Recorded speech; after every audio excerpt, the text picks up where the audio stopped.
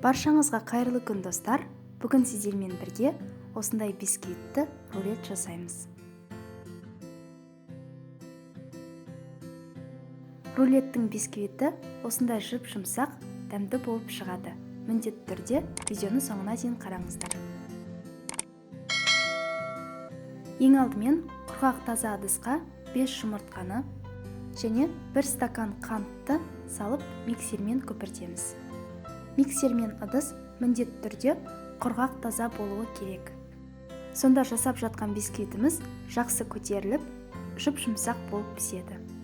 Жұмыртқа мен қантты жақсылап көпіртіп болған соң 1 стакан ұнды және 1 шай қасық қопсытқышты елекке салып, електен өткіземіз.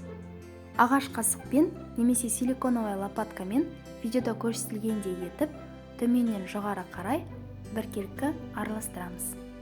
Ұнның қалған бөлігінде електен өткізіп, араластыруды жалғастырамыз. Ұнды түйіршіктеріне дейін араластырып болған соң, 3 ас қасық ыстық қайнаған суға 3 ас қасық өсімдік майын құйып, жаңағы дайындап қойған қамырға аз-аздан құя отырып араластырамыз.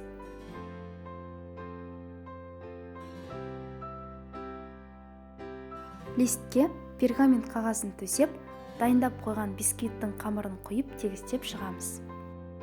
Бисквитті 170-180 градус аралығында қызып тұрған духовкаға салып, 10-15 минут шамасында пісіріп аламыз. Бисквиттің піскенін шпажки арқылы тексеруге болады. Бисквитті духовкадан алған соң, пергамент қағазынан ажыратып, бөлме температурасында толығымен суытып аламыз. Бисквит суыған соң, шеттерін осылай кесіп алып, тосап жағып шығамыз. Өз қалауыңыз бойынша кез келген тосапты қолдансаңыздар болады. Ең бастысы, тосабыңыз сұйық болмауы керек.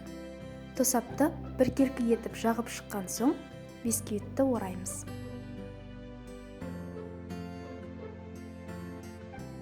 Рулет дайын болған соң, пергамент қағазға немесе пищевой пленкаға орап, тоңазытқышқа 2-3 сағатқа салып қоямыз.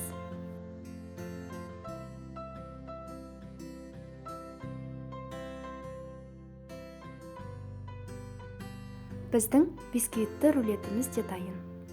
Рулетті жасап болған соң, сыртын кез келген шоколадты ерітіп, осылай безендіріп шықсаңыздар болады. Сіздерге рецепт пайдалы әрі қызықты болған болса, лайк басып, парақшаға тіркелуді ұмытпаңыздар. Бізбен бірге болғандарыңыз үшін алғысым шексіз. Келесі кездескенше.